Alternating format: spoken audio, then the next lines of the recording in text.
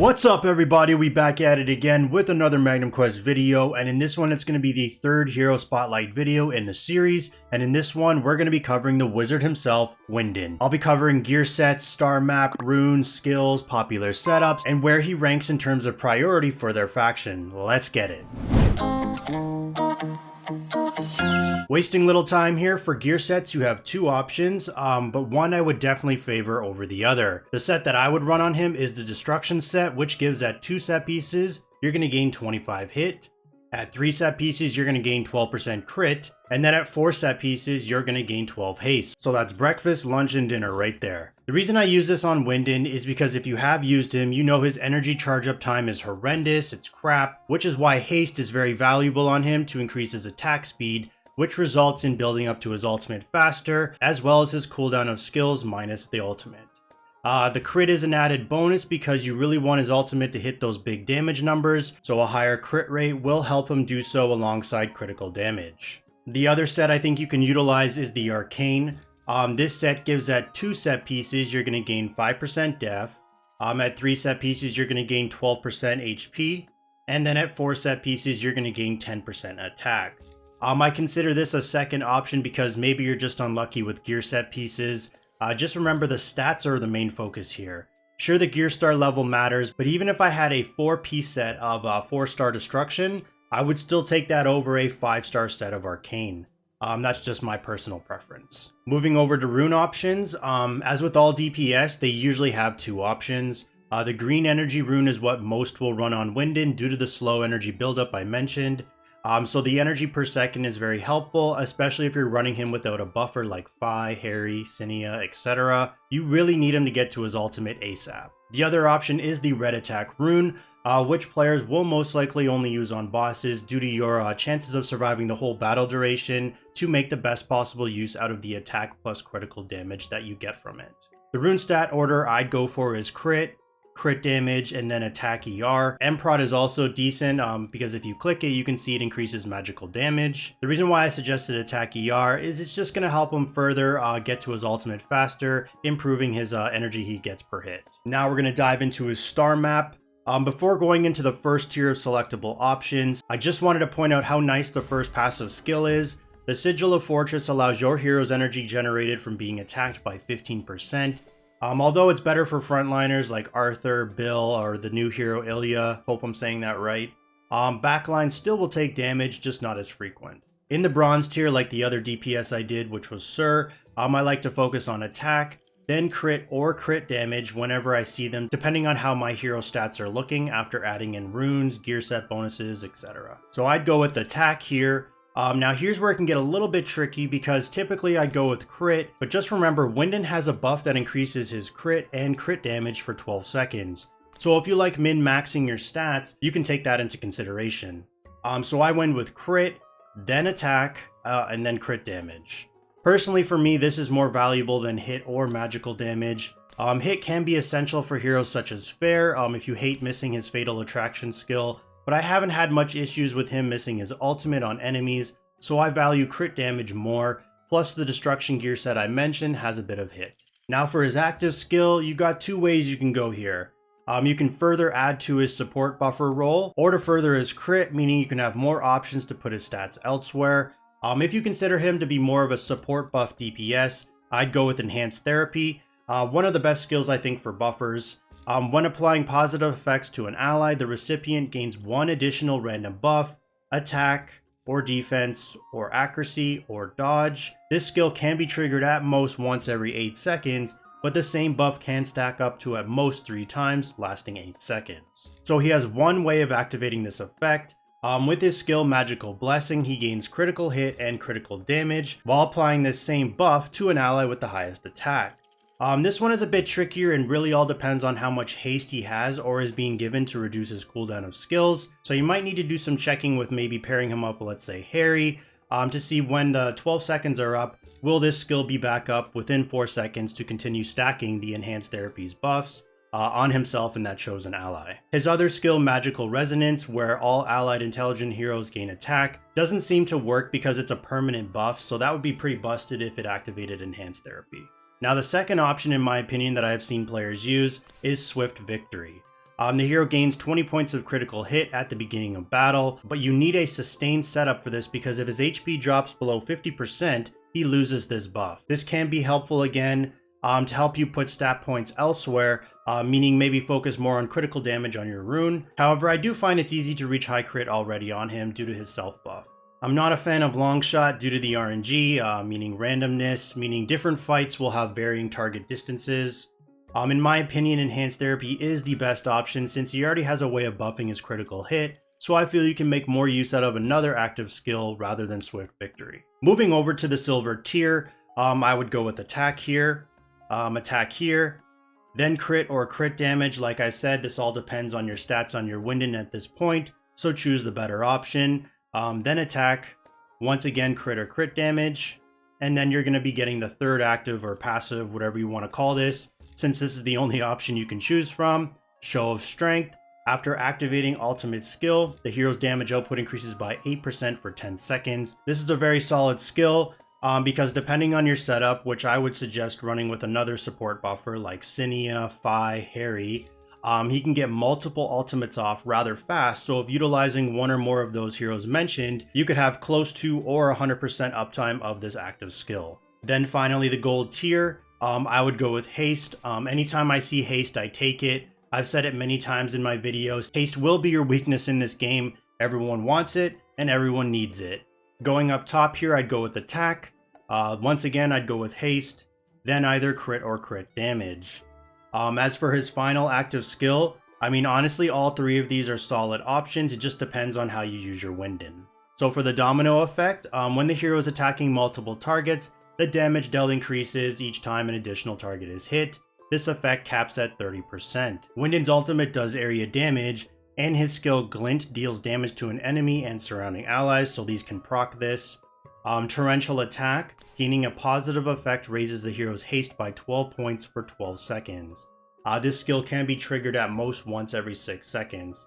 Haste is awesome. And then Fire of Hatred. The hero's damage output increases by 4% of the target's max HP, and this effect caps out at 40% of the hero's attack. This skill can be triggered at most once every 0.5 seconds.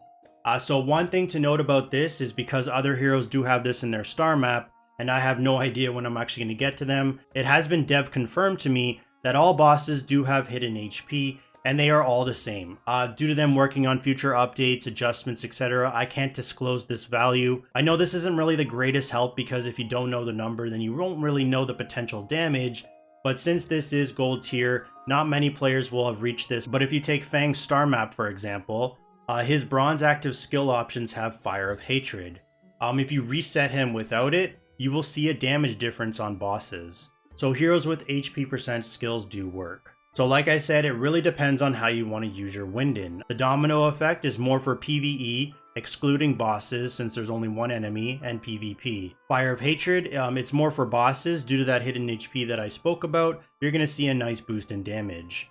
And then Torrential Attack can essentially have this with 100% uptime, so more haste means faster attack speed, so he can build up to his ultimate a lot faster. In my opinion, I would go with Torrential Attack because late game chapter adventure Winden isn't used much right now, and I primarily would have him in a boss setup. So because of the heroes I typically use, positive effects are easy to constantly have, so having this at essentially 100% uptime is more beneficial in damage with numerous ultimates or utility because his other skills will have faster cooldowns. Alright, so now let's get into the popular setups. I'm going to show you one setup for chapter adventure and then one for bosses. So for chapter adventure, regular dungeon as a starter setup, I've been using on my third account, which is Winden DPS focus, not using Ares, is this one.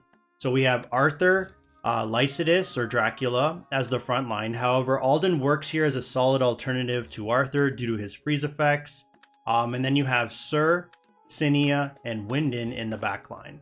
I swap positions of Sir depending on the enemy setup if it has a Carlotta, for example, so Sir is the one jumped for tanking purposes. One thing to note about this is there is a Cinia trick, so to speak. If I want to breeze through the stages, if you place Cinia in the corner pocket, either here or here, with Winden in the middle, and then having Arthur in the front, when Dracula teleports Arthur away to the enemy backline, Cinia, when using her ultimate, distributes her energy evenly to all heroes in that ultimate radius. The way this is set up right now, Winden will be the only one in that radius, so he gets all that energy. This allows him to get ultimates off back to back, which I'm going to show you what I mean right now. So in this setup right now, watch my Winden's energy. Just remember he is going to get additional energy if he kills an enemy, but if I click on Winden's ultimate right now, and then Cinia, watch how fast he regains it. You can see right now he's gaining 194 energy a tick. Just look at that energy. Sheesh! I mean, old man wizard here got his ultimate up again. That sounded weird, I'm not gonna lie. But now watch this, if I place Cinia in the middle, so there's more surrounding heroes in her ultimate radius, you can see now he's only getting 64 energy a tick instead of that 194. Hero positioning is very important, can't stress this enough. This is a neat trick, but it can't always be utilized because it's very dependent on the enemy's setup, but when it can, it's marvelous. Jumping over to the typical boss setup, Winden has a lot he can bring to the party with his buffs. A setup that I would normally run him with would be Fang, and then Cinia in the front line. Fang being Fortress Faction plus a high boss damager, Cinia for the support buffs, and in this spot due to a reason I'll get to in a second. Harry, then Winden, and then Sir in the back line.